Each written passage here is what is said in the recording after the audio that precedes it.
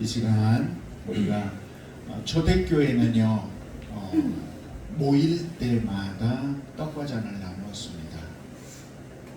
주님의 죽으심 그리고 부활하심을 항상 잊지 않으려고 애를 썼어요. 그런데 지금 우리 같은 경우에 지금도 교회들 중에서는 이렇게 한 달에 한 번 또 더 자주 하는 데도 있고요. 또 우리는 절기에 한 번씩 합니다. 그래서 부활절과 또 성탄절에 맞춰서 1년에 2차례 성찬의 예식을 거행하는데요. 오늘도 부활절을 맞아서 함께 떡과 잔을 나눕니다. 그 의미를 생각하시고 함께 해주셨으면 좋겠습니다.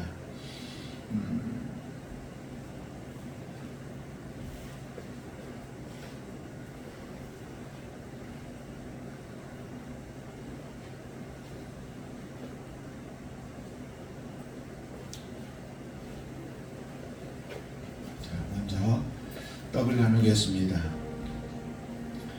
이 예식은 우리 주 예수 그리스도께서 친히 세우셨고 우리 주님의 죽으심 그리고 재림하시기까지 그의 모든 것을 기억하게 하는 이 예식입니다.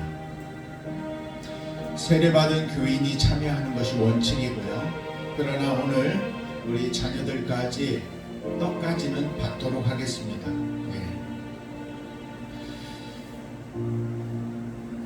주 예수께서 잡히시던 밤 떡을 가지사 축사하시고 제자들에게 떼어주셨습니다. 주의 분부하심을 따라 나도 여러분에게 이 떡을 나누어 드립니다. 주님의 찢기신 살을 기념하며 십자가를 묵상하며 이 거룩한 성찬에 참여할 수 있기를 바랍니다. 다 같이 기도드리겠습니다. 이것은 너희를 위하는 내 몸이니 이것을 행하여 나를 기념하라 말씀하신 주님, 이제 우리가 주님의 뜻을 받들어 이 거룩한 성찬에 참여코자 하오니 우리에게 긍휼을 베푸사 떡을 나눌 때에 주님의 몸을 대한 같이 신령한 은혜가 넘치게 하시고 참여하는 자들에게는 생명의 능력을 확신케 하는 거룩한 떡이 되게 하옵소서. 예수님의 이름으로 기도드립니다. 아멘.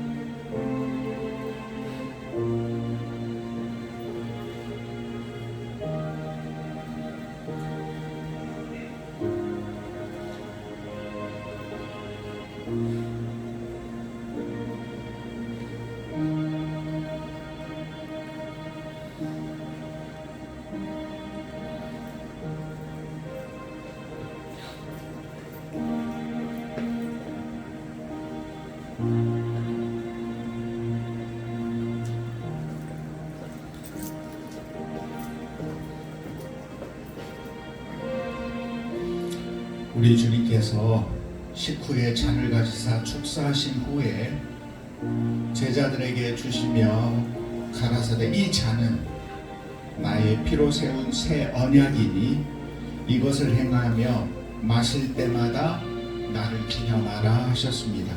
우리가 이 시간 이 잔을 대할 때 주님의 생명과 더욱 연합하는 복된 시간 되시기를 바랍니다. 함께 기도드리겠습니다.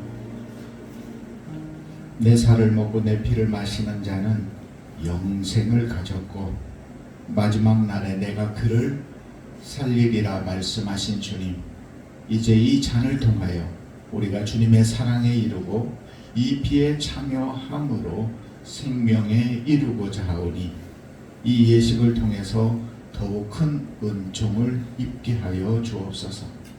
사람이 자기를 살피고 그 후에야 이 떡을 먹고 이 잔을 마실지니 주의 몸을 분변치 못하고 먹고 마시는 자는 자기의 죄를 먹고 마시는 것이니라 말씀하셨사오니 이러한 죄악에서 우리를 지켜주시고 더욱 새 힘을 얻어 주의 죽으심을 오실 때까지 증거하는 하나님의 사람들이 되게 하여 주옵소서. 예수님의 이름으로 기도드립니다. 아멘.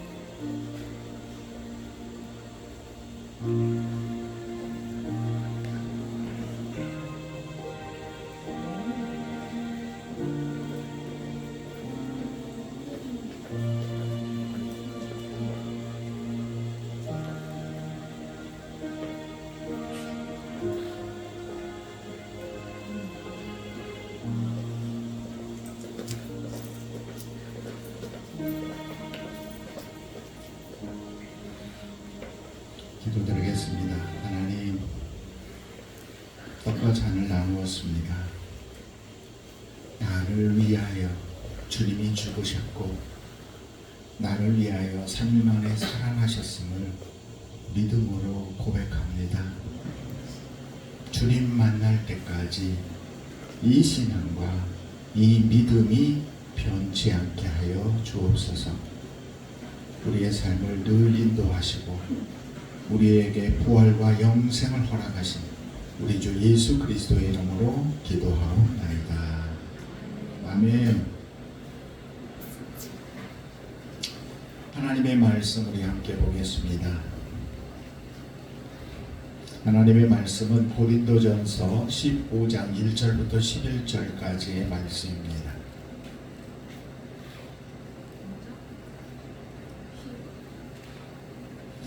고린도전서 15장 1절부터 11절 말씀, 우리 한 절씩 교독하여 하나님의 말씀을 봉독하겠습니다. 형제들아, 내가 너희에게 전한 복음을 너희에게 알게 하노니 이는 너희가 받은 것이요 또 그 가운데 선 것이라.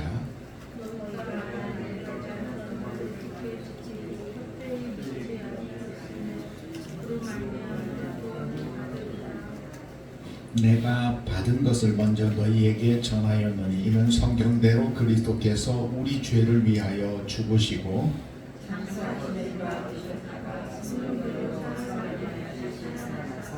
게바에게 보이시고 후에 12 제자에게와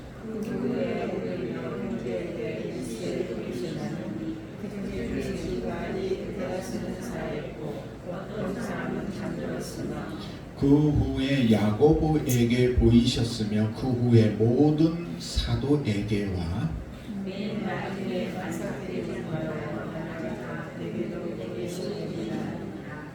나는 사도 중에 가장 작은 자라. 나는 하나님의 교회를 박해하였으므로 사도라 칭함받기를 감당하지 못할 자니라.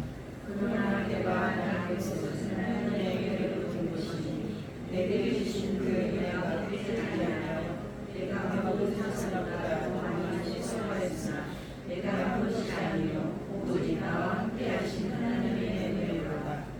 11절 우리 같이 합독하겠습니다. 그러므로 나나 그들이나 이같이 전파하네 너희도 이같이 믿었느니라. 아멘.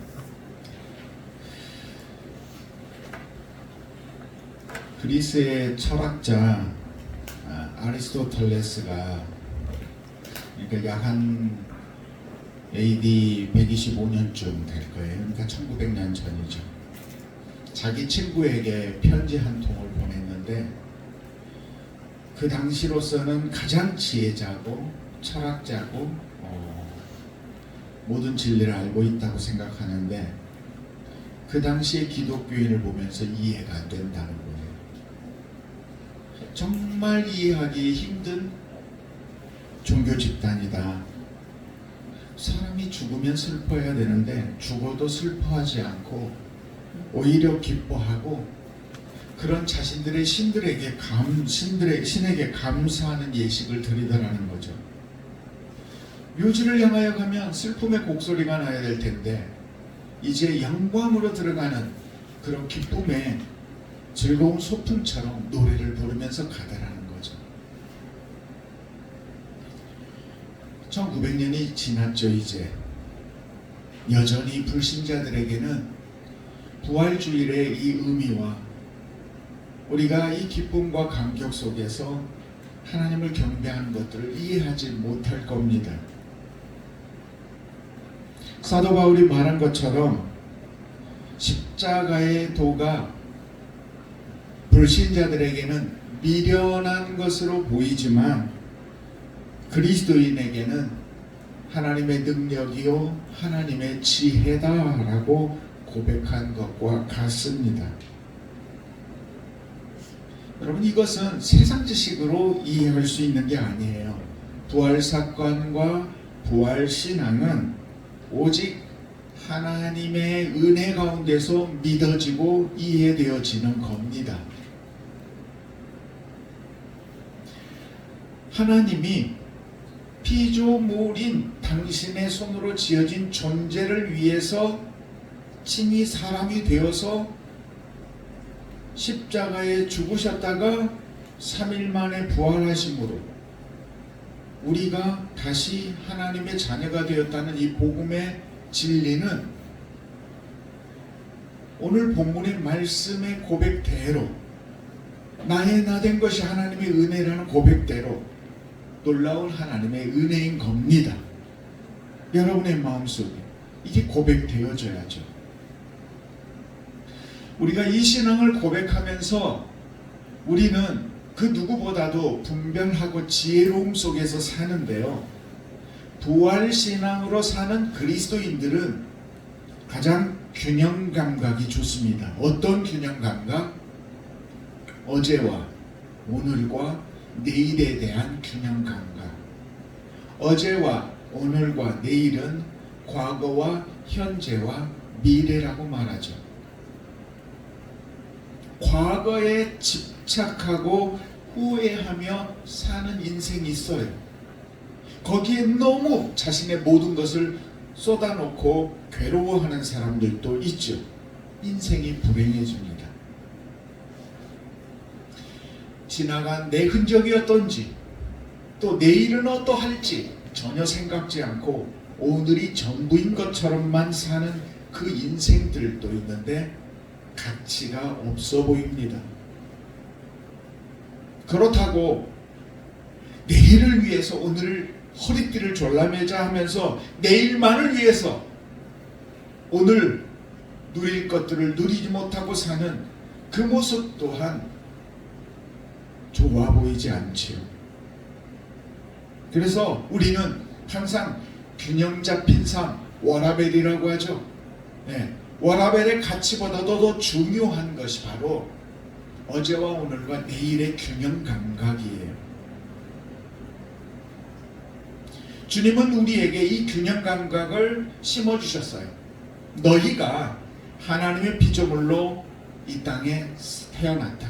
그리고 삶을 나와 함께 살다가 내가 너희의 처소를 예비하러 간다. 그래서 우리에게 처소를 예비해 놓으셨다고 말씀하셨어요. 그리고 말씀하시기를 내가 그렇게 했으므로 이제 너희에게는 그곳에 거할 자격을 주었다라고 말씀하시는 거예요. 근데 문제는 그 사실을 내가 믿어야 되는 거예요. 내가 그걸 믿어야 그 처소가 나의 것이 됐는데 믿지 아니하면 그곳에 갈 수가 없어요. 다시 말해서 사두개인처럼 믿으면 안 된다는 거죠. 하나님을 믿는다고 하는데 사두개인들은 어떻게 믿었죠? 뭐가 없다, 뭐가 없다, 뭐가 없다? 천사도 없고 부활도 없고 천국도 없다. 세상이 전부다. 하나님이 세상이 전부인 것처럼 살게 하고 죽음과 함께 우리를 소멸시키시는 존재다. 그러니까 그 내일이 없으니 삶이 불의하고 악할 수밖에요. 오늘날 한국 사람만이 아니라 모두가요. 모두 그리스도인이라고 하면서도 사두개인처럼 살아가는 사람들이 많아요. 너무 많아요. 날 위해서 죽으시고 3일 만에 부활하신 그 주님, 그 주님을 내가 다시 만나게 된다고 믿는 사람은 오늘을 살아가는 삶의 모습이 그렇지 않은 사람하고 똑같을 수가 없어요. 그 사람들과 똑같이 생활한다고 하고 똑같이 생각한다면 결국 나도 안 믿고 있는 거죠. 우리에게 어제와 오늘과 내일의 균형이 중요합니다. 그게 바로 오늘을 내가 금욕하고 착하고 선하게 그리스도인으로 살아가야 할 이유가 되는 거예요. 그리고 그렇게 살아온 오늘에 지나온 날들 그 발자국들이 나중에 주님 앞에 갈 때 커다란 상급이 되는 거죠. 그리고 때로는 책망거리가 될 수도 있을 거예요.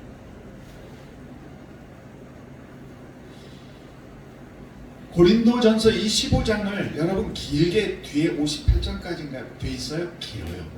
근데 이 15장을 오늘 아니면 다른 때라도 주중에라도 꼭 읽어보시기를 부탁을 드립니다. 고린도전서 15장 부활에 관하여 사도 바울이 어떻게 묵상하고 있는지를 알 수 있어요. 그 중에 오늘 본문 안에서 우리에게 감동이 되는 것은 나의 나된 것이 다 하나님의 은혜다라는 거예요. 사실 저는 하나님의 은혜다라고 말할 수 있는 그 사람들 중에 이 바울이죠. 예수 그리스도를 믿는 자를 박해하던 사람이에요. 걸림돌이 되었단 말이에요. 그런 그에게 기다리고 있는 것은 심판과 멸망뿐일 텐데 하나님께서 만삭되어 나지 못한 자 같은 아직 온전한 지체이지 않은 나 같은 게 나를 만나 주셨고 나에게 임재하셔서 그 길을 바꾸셨다는 거예요. 또 한 사람을 더 기억하죠. 십자가의 또 다른 강도. 나는 내 죄 때문에 이 심판을 받지만 당신의 나라가 임할 때 나를 기억하옵소서. 그 마지막 모든 걸 내려놔야 하는 그 순간에 죄가 없으신 예수님을 보면서 메시아임을 발견하게 되었고 그 고백으로 오늘 내가 나와 함께 낙원에 있으리라는 위로를 받았어요.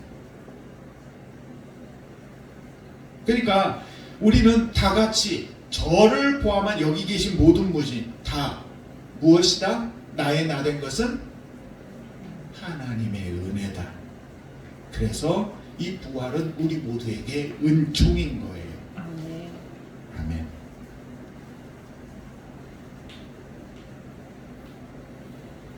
성경의 중심은요 부활이고요.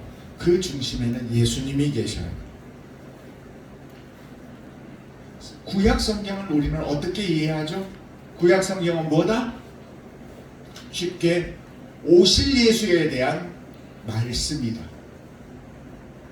구약에 많은 인생들이 있었지만 그 과정은 오신 예수가 아니라 오실 예수에 대한 신앙인들의 모습이었다.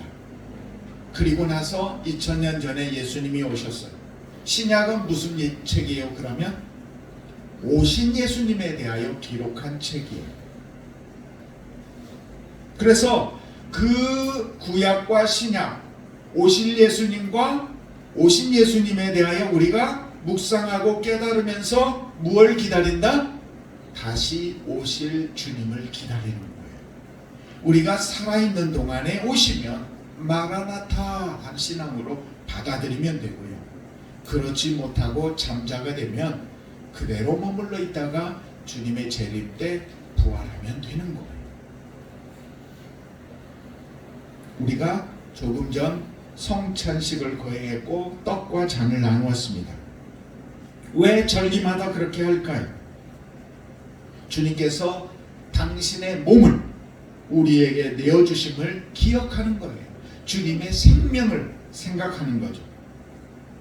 떡과 잔을 함께 먹고 마시면서 내가 구원받은 하나님의 자녀임을 확인하는 작업인 거예요. 여러분, 이런 예식은요, 교회는 안 나가. 나는 마음으로 하나님을 섬기고 있어. 그렇게 신앙생활 할 수 있죠. 그러나 체험할 수 없는 부분이죠. 주님께서는 당신의 유월절 전에 먹으면서 제정하셨고 내가 올 때까지 기념하라고 하셨어요. 그러니까 공적으로 예배를 드리고 떡과 잔을 나누는 것은 우리의 신앙의 유익에 매우 중요한 일이라는 거죠. 오늘도 그렇게 나누며 우리는 예배로 하나님께 내 자신을 보이고 세상에서는 예수 그리스도의 부활의 증인으로 살아가는 거예요. 전도 안 해보신 지 오래되셨죠? 전도할 때 여러분 뭐라고 얘기해요? 복음의 진리를 간단하게 붙잡고 이야기할 때 하나님은 당신을 사랑하십니다. 당신을 구원하시기 위하여, 당신을 위하여 하나님이 사람이 되셔서 태어나셨습니다. 그분이 예수님이십니다. 우리를 위하여 죽으셨고 3일 만에 부활하셔서 그 내가 아닌 주님의 대신 죽으심으로 인하여 내가 하나님의 자녀되는 권세를 얻게 되었습니다. 저와 함께 신앙 고백을 같이 하시고 저와 함께 믿음의 고백을 하신다면, 그래서 그걸 여러분 당신의 마음속에 받아들인다면 주님께서 지금 당신의 인생의 주인이 되어 주실 겁니다. 그리고 이 생에서도 참 평안을 누리며 살게 될 것이고 주님이 예비한 영원한 처소에 들어갈 것입니다. 이렇게 복음을 전하면 되는 거죠. 이게 복음의 진리예요. 전도의 방법이고. 그리고 그 진리를 받아들인 사람들이 지금 이곳에 모여서 있는 것이고, 이제 초신자들이 와서는 그 훈련 속에서 점점 믿어지는 거예요.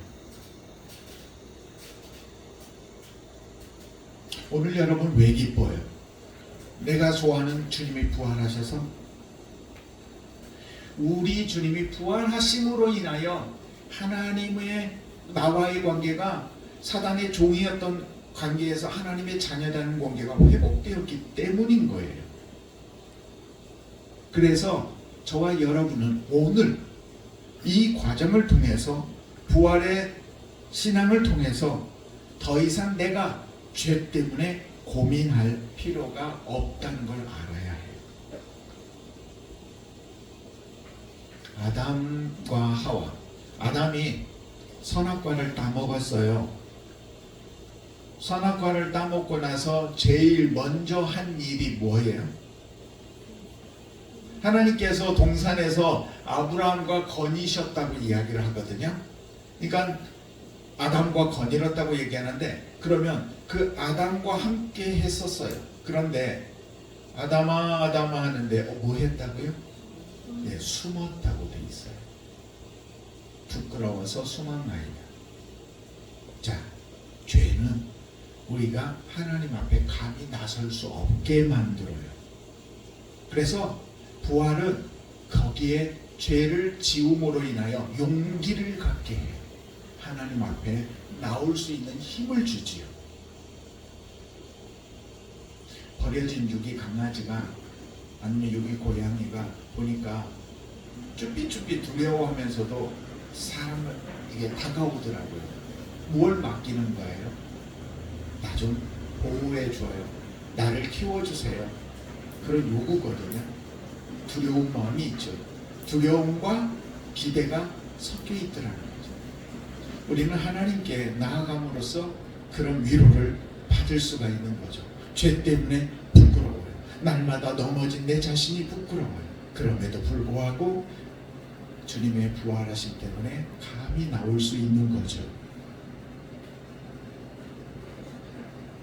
사단은 예수님의 이 부활이 의미 없다고 이야기하면서, 자, 너는 얼마나 부끄러운 존재야?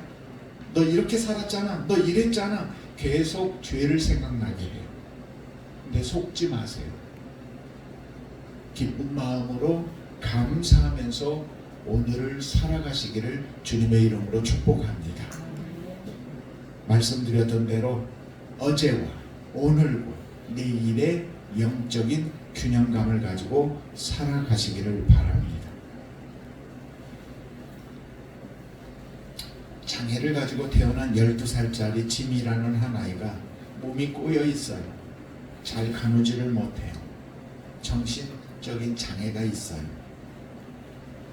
부활절이 가까워올 때에 담임 선생님이, 도리스 선생님이 숙제를 내줬어요. 플라스틱으로 만든 달걀 모양 플라스틱 달걀을 주면서 이 안에 생명을 나타내는 것을 담아오라고 시켰대요. 아이들은 그 속에 씨앗도 꽃도 벌레도 이렇게 담아가지고 왔대요. 근데 이 지민은 아무것도 안 담아가지고 왔대요. 선생님이 지미에게 물었대요. 너는 왜 계란 안에 아무것도 없니? 그때 지미가 이렇게 말했다요. 선생님이 말씀해 주셨잖아요. 예수님의 무덤이 비어 있었다고요. 나쁜 사람들이 예수님을 죽였지만 예수님이 살아나셔서 무덤에서 나오셔서, 그래서 예수님의 빈 무덤을 생각하면서 오히려 비어 있는 그 모습이 오히려 생명이다라는 생각을 이 아이는 했던 것 같아요. 그 장애를 가진 아이는 더 3개월 정도 살다가 죽게 되었어요. 그 아이가 죽을 때 관유에 플라스틱 부활절 알이 있었대요. 어린 생명이지만 빈 플라스틱 달걀 안에서 예수님의 빈 무덤을 생각한 그 믿음이 얼마나 진실된 믿음이에요. 오늘을 살아가면서 분주함 속에서 여러분의 믿음을 돌아볼 수 있기를 바랍니다. 그리스도인에게는 오래 사는 게 아무 의미가 없는 것 같아요. 그리스도인에게는 부요함과 가난함도 그렇게 중요하지 않다라는 생각이 들어요. 우리에게 중요한 것은 우리가 하나님의 자녀이고 그 하나님의 자녀의 관계를 부활신앙으로 이겨내게 하셨다는 거예요. 그리스도인으로 살아가는데 우리는 과연 지금 무엇을 믿고 있는가? 지미를 생각하면서 돌아보시기를 바랍니다. 예수가 하나님이심을 믿는가? 예수가 이 땅에 인간으로 오신 걸 믿는가? 예수께서 우리를 위하여 십자가에 죽으신 이 모든 사실들을 믿는가? 우리는 예수께서 죽으셨다가 3일 만에 부활하신 것을 믿으면서 신앙생활을 하는가? 주님이 주신 이 은총, 부활의 은총, 이 은총을 늘 느끼면서 신앙으로 고백하면서 살아가는 우리 기도원 가족 모두가 되시기를 우리 주 예수님의 이름으로 축복합니다. 아멘. 기도드리겠습니다.